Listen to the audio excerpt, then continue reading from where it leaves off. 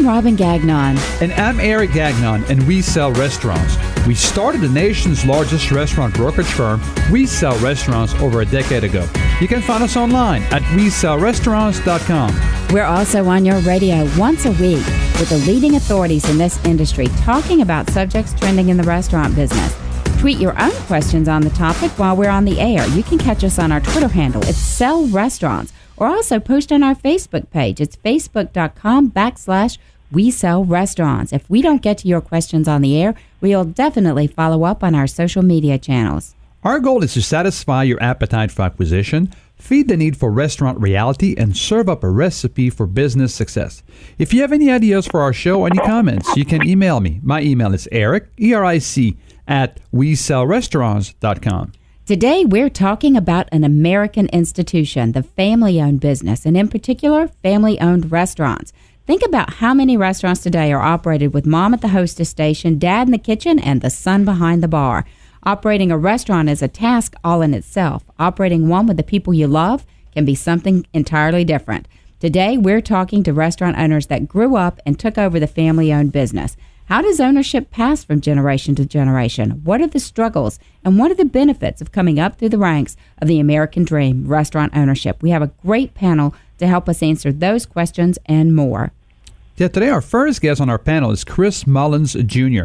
He's joining us from McGillin's Old Ale House in Philadelphia's oldest continuously operating tavern and one of the oldest in the country. It was opened in 1860. That is correct, 1860. The year Lincoln was elected as Bell and Hand Tavern. But everyone called it McGillin's after Pa and Ma McGillin, who ran the tavern and raised their 13 children upstairs after Pa died in 1901. Ma ran it with an iron hand and even survived Prohibition. Their daughter, Mercedes, who grew up upstairs, sold the bar to Joe Sapaniak and Henry Spaniak, both brothers even with a different name, in 1958. Henry's daughters, Joe's niece, Mary Ellen Mullins, and her husband, Chris Mullins Sr., took over in 1993. And their son Henry's grandson, beg your pardon, Christopher Mullins Jr., is now taking over the reins. Christopher is a graduate of the Cornell University School of Hotel and Administration and honed his skills at Philadelphia's esteemed Union League before becoming the third generation of his family to join the business. We're glad that you're with us today. Thank you for joining us. Thank you very much. Wow, that is quite a family tree. Well, our second guest has a little bit of a different scenario. They are from Dickey's Barbecue Pit. Greg?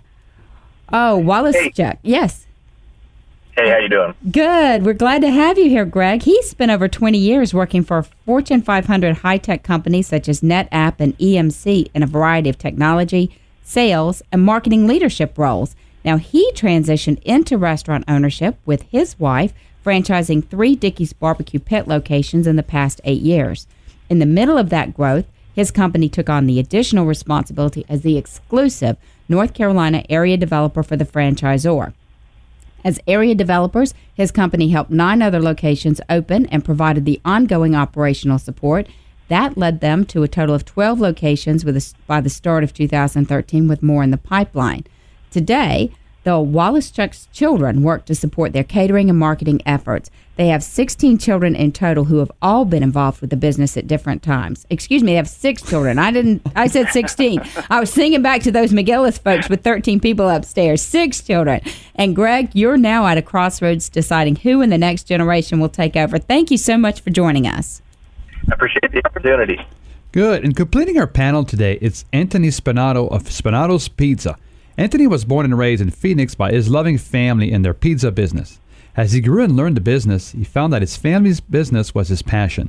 He has since taken over the day-to-day operation of his family's chains of pizzerias, Spinato's Pizza. Anthony has overseen tremendous growth in revenue and expansion into new location. Anthony is a husband, a father, and we're glad that you could join us today. Thank you for joining us, Anthony. Oh, my pleasure. Thanks for having me on. Okay, so let's start with a question that everybody has about this topic. You know what? I'll start with you, Greg. What is the greatest challenge working with your family in the business? I think one of the challenges is to differentiate the role of a parent versus employee. And it's been interesting over the years. I think as the kids have gotten older, I think they've been able to draw that distinction quite well. But, main rule is no arguing. You don't talk to me like I'm your dad. No sassing back, because ultimately the family leads the pace of the restaurant, and everybody has their eyes to them. I think one of the kids had an interesting comment. I said, you're held to a higher standard than everybody else. And they said, that's not fair. I said, well, guess what? You learned life lesson number one. Life's not fair. And I think over time it's really helped them mature and grow in really all aspects of their life. Love that answer. So, Anthony, let me have you weigh in on the same thing. Sure. Well, not to repeat what Greg says, because he hit the nail on the head there. I think definitely working in the business, my sister's in the business as well. My brother-in-law has jumped on board, and my wife has come on as one of our chefs, and so we've even added to the family business. But growing up in it with my parents and even my grandparents, I think the agreeing with Greg, the other additional challenge was just being able to just stop. You're a family. You work together. You're there all week, and then you see each other. You go home together. Or you have family functions together, and being able to not talk about business and enjoy a family structure and family life has been another challenge that we've endured over the years as well. And how about you, Chris? Well, it sounds like the two other guests have a far more disciplined family and management lifestyle. For us, it tends to be morning, noon, and night. It's hard to separate work from holidays and family time. They're also interwoven. But it is true. It's a challenge to keep them separate, the personal and professional. But we do our best. It's hard. I always tell people it's hard when your parents are also your boss. You know what I mean? So, and they would say the same. It's hard when your employees are also your son. So it's constant, but it's a rewarding challenge. Well, and following up on that, tell us a little bit about the rewards, though, because there's definitely two sides to the coin, right? So what are some of the rewards of being in business with your family? Well, for me, I always just find it's an incredibly rewarding, sometimes emotional feeling when I could sit at the desk that, it was my grandfather's desk, doing some of the same roles that my grandfather had done, and then my parents, and as they start to transition out, I'm able to step up, step in, give them the break that they deserve. It's been 25 years of hard work, and it's my turn, and let them go on vacation and let them lead the life that they've dreamed their entire lives to have. How about the rest of you guys want to chime in as well? What's the rewards? Anthony, how about you? Well, I feel that for sure. As we've grown, I started, I'm sure like these other gentlemen on the phone, as a young man and growing up in a business and seeing it prosper and seeing the work my parents and my grandparents put into it, and finally getting, whether it's an award or just making a little bit of money and being able to breathe a little bit and take over for your parents and allow them to live a life that they deserve and kind of take on the headaches. But I think overall, when I really think about the reward, is it really helped us learn how to be a better family, because my dad always used to say, this is what you got. This is your sister. You ain't getting another one. He'd say it in his Italian voice. He'd be very hard on the family structure in terms of just, we have to work together. We need you in the family business. And he didn't make us stay in it, but as children, he really helped us to understand that we were valued, and that him and my mom and my grandparents, we started so small that we were a big part of it, and we had to learn how to get along and appreciate each other, and I think it was maybe Greg or I forget who was saying about no arguing, and you learn how to do that. And we became a better family for it, and there's nothing better than that, I think. Sure. That's a great answer, and I want to change this a little bit and talk about I can imagine, you have family members and maybe everybody wants to be the bartender, but only one person could be the head bartender. So how do you define families' roles and who gets to do what in the business? Because I'm sure that you have some conflicts and they're both family members. So Greg, why don't you tell us a little bit? I know you have marketing, you have catering, you have different aspects, you have sales. How do you guys decide who ends up with what position? It's kind of funny. I think a lot of it ends up becoming the opportunity as far as who's available and a little bit who has more passion towards something. My wife and I split the business roles. I do a little bit more on the sales, the marketing, and the business development piece, and she makes sure all three of our locations are running top-notch, training the managers, and also dealing with our finances. I've actually got a little bit of a unique situation, I think, than maybe the other two guests.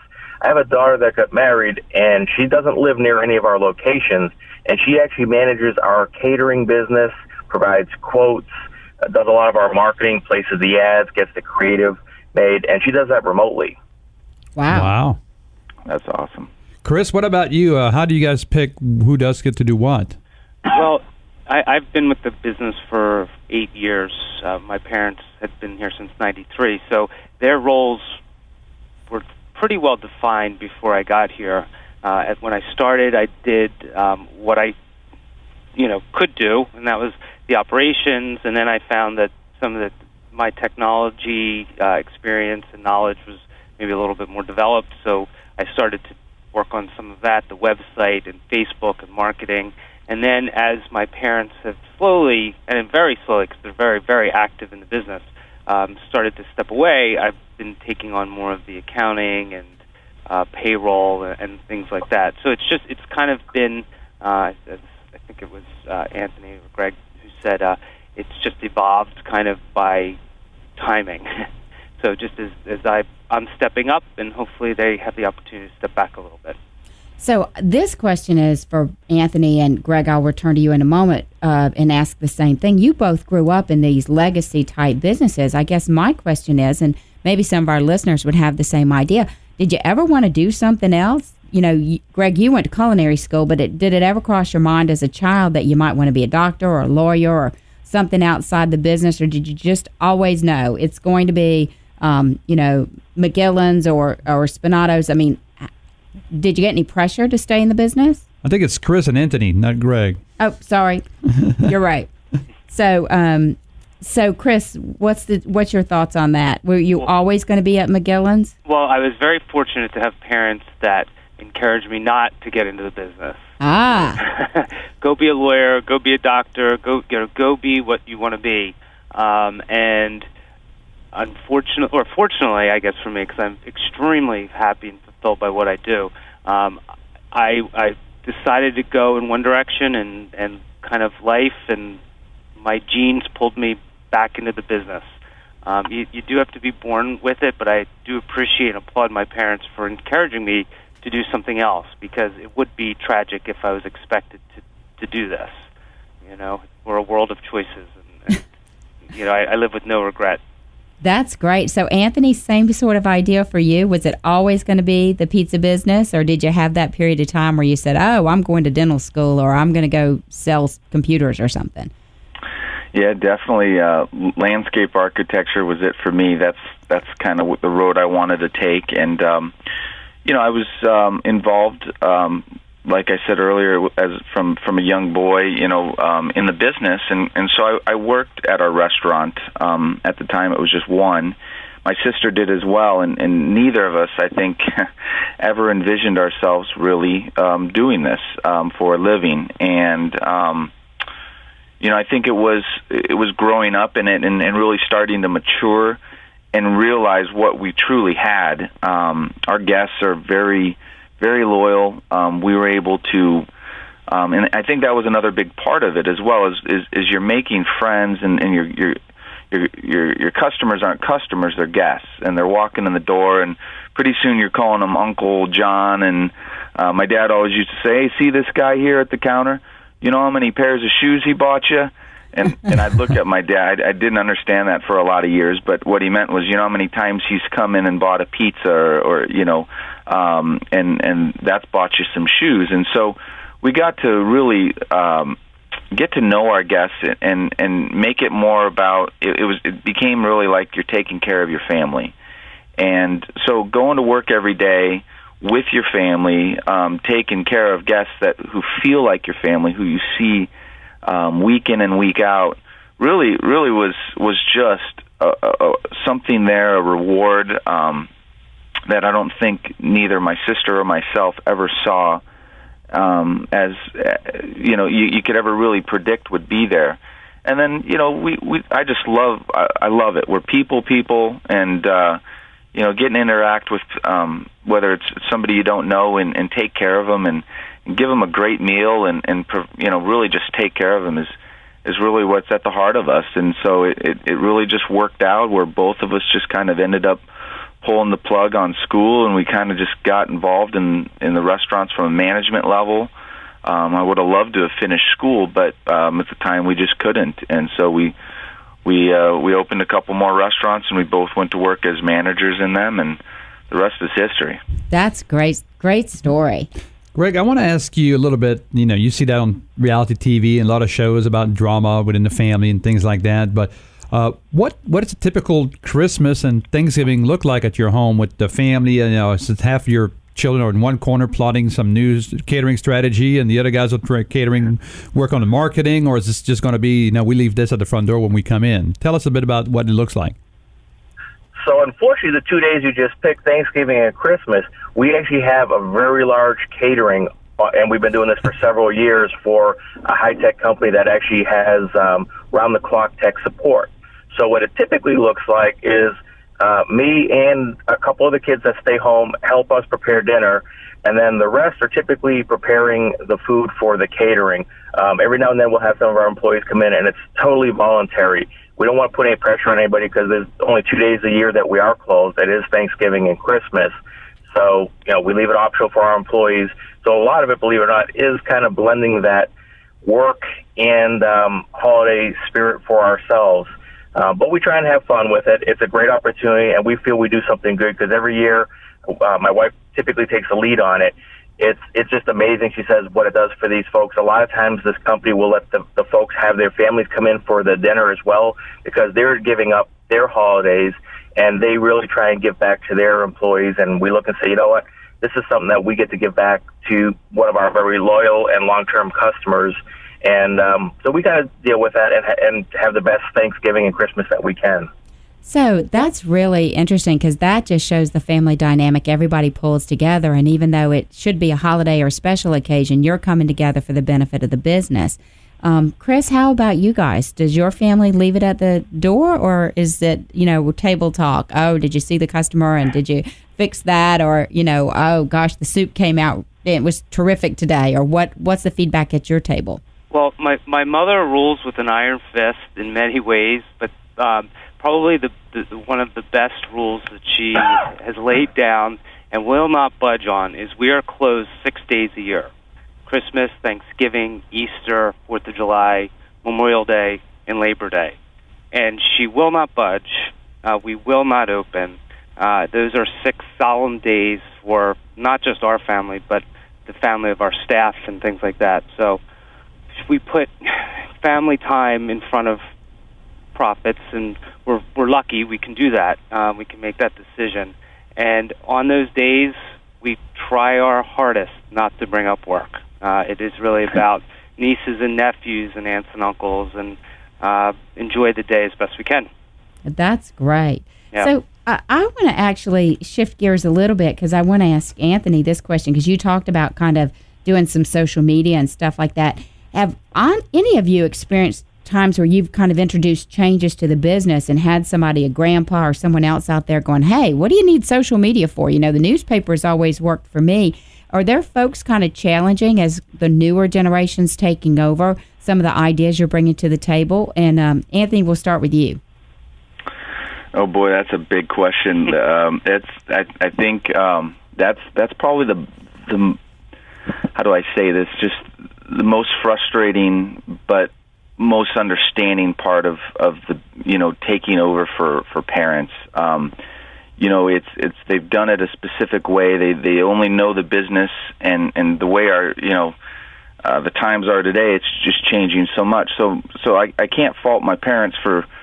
I mean, my dad just asked me. I ain't kidding you. Geez, a couple weeks ago, he was trying to tell one of his best friends, how to find us on Facebook and this. He goes, "What do we do? Do I tell him to go to socialmedia.com?" And so I just looked at him and I said, "Oh, how do I say this?" But I think that's the biggest challenge. And with my dad, it's been he's allowed us to try things over the years, and some things didn't work, and some things did. And as we got a little bit more, as we made better decisions, and he saw the things come to fruition, he pulled back a little bit more and more. But I remember, I'll tell you a quick story. I brought some new logos to his attention. I said, "Hey, how about we kind of evolve our logo? I mean, we haven't changed it since 1974. Put it in a nice little folder for him." And he looked at it and he threw it at me. It was one time in my life where he got extremely upset, and he didn't even want to talk about it. And I felt like I hurt him, and I didn't understand why at the time. But the logo is basically what he looks at, and he sees his challenges, and he sees everything he's gone through. It means so much to him. But from a just trying to do the right thing for a business, and you're trying to evolve it, and you think you're doing something right, and then you bring something to their attention, and you realize they are just absolutely against it. And it's really hard because they are your boss, and it is your business too, and you're trying to grow it, and you're trying to evolve it, and then yet it's your father, and you just feel like you just disrespected him. So I think that's the really hard part is all the new things that are coming into our business, and how rapidly it's changing, and I think it's overwhelming for them. I would agree with you. I think that's probably the pace of change is so quick. And I want to follow up on that topic with our other guests, because I think it's an important one. We see the reality TV shows where somebody pops in and they're going to retrofit a business in 48 hours, and they really play up the dynamics between the family and the things that are going wrong. And so much, I'm sure, is actually going very, very right in a family business as well. But there has to be that sort of headbutting when you're going out with the old and in with the new. And we definitely want to hear from all three of our guests on that topic. This is Eric and Robin Gagnon. We're the Restaurant Brokers, and today, our show, which is designed to satisfy your appetite for acquisition, feed the need for restaurant reality, and serve up a recipe for business success, we're talking to restaurant family business owners, those with multiple generations involved in their family business. We have Chris Mullins from McGillin's Old Ale House, Anthony Spinato from Spinato's Pizza, and Greg Woloszcuk from Dickey's Barbecue. Stay tuned after the break and come back with Eric and Robin Gagnon, the Restaurant Brokers, your industry authority for all things restaurant related. We'll be right back after this quick timeout.